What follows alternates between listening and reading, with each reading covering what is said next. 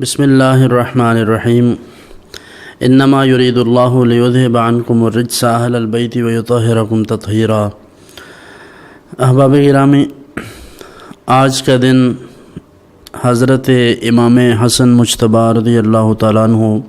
آپ کی ولادت کا دن ہے، اور 15 رمضان مبارک 3 ہجری میں آپ پیدا ہوئے اور 50 ہجری میں آپ کی شہادت ہوئی۔ حضور نبی کریم صلی اللہ علیہ وآلہ وسلم نے جن حضرات کو اپنی مبارک چادر میں لے کر اللہ کی بارگاہ میں یہ دعا فرمائی تھی کہ اللہم ہؤلاء اہل بیتی فطہرہم تطہیرا، ان میں سے حضرت امام حسن مجتبی بھی ایک شخصیت ہیں۔ امام حسن رضی اللہ تعالیٰ عنہ حضور صلی اللہ علیہ وسلم کے بہت زیادہ مشابہ تھے،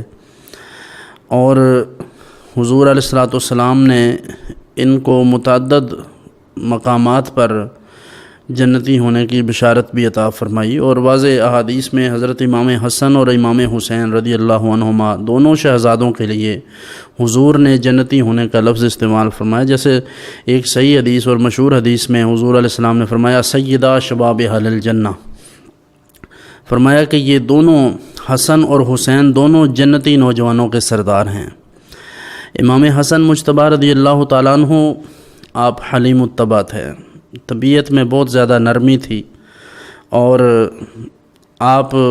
جتنی بھی مشکلات، مصائب، پریشانیاں آتی ہیں آپ بڑے تحمل کے ساتھ ان کو برداشت کرتے۔ حضرت سیدنا علی حجویری المعروف داتا گنج بخش علیہ رحمہ، آپ نے اپنی کتاب کشف المحجوب کے اندر اس واقعہ کو نقل کیا ہے کہ امام حسن رضی اللہ عنہ تشریف فرما تھے، کوئی شخص آیا، دیہاتی تھا وہ، اس نے آ کر دستک دی تو آپ باہر تشریف لے گئے، تو اس نے آپ کو گالیاں دینا شروع کر دیں۔ جیسے جیسے وہ گالیاں دیتا گیا تو آپ نے اس سے خیریت دریافت کی اور کہا کہ تمہیں کچھ کھلاؤں، کچھ پلاؤں،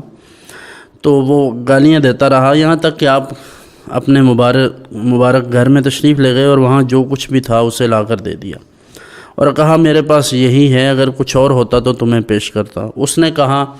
میں گواہی دیتا ہوں کہ آپ نواسۂ رسول ہیں، کہ یہ حلم، بردباری اور یہ تحمل یہ انہی کا خاصہ ہے۔ تو حضرت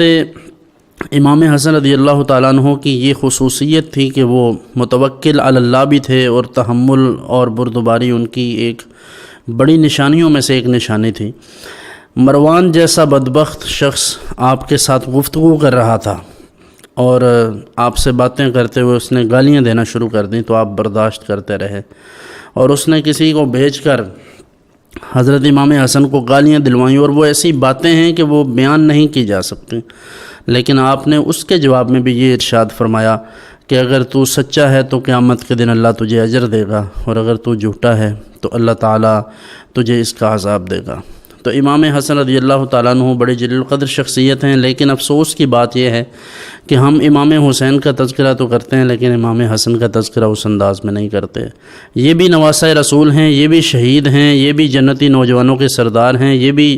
حضرت خاتون جنت سیدہ فاطمۃ الزہرا کی اولاد ہیں، اور انہیں بھی وہ شرف نصیب ہے جو حضرت امام حسین کو نصیب ہے۔ ایک مقام پر حضور علیہ السلام تشریف لے جا رہے تھے، اور حضور کے کندھوں پر امام حسن جلوہ گر تھے،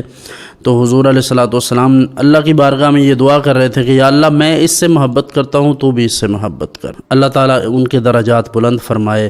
اور ان نفوس قدسیہ کی سیرت طیبہ پر ہم سب کو عمل کی توفیق عطا فرمائے۔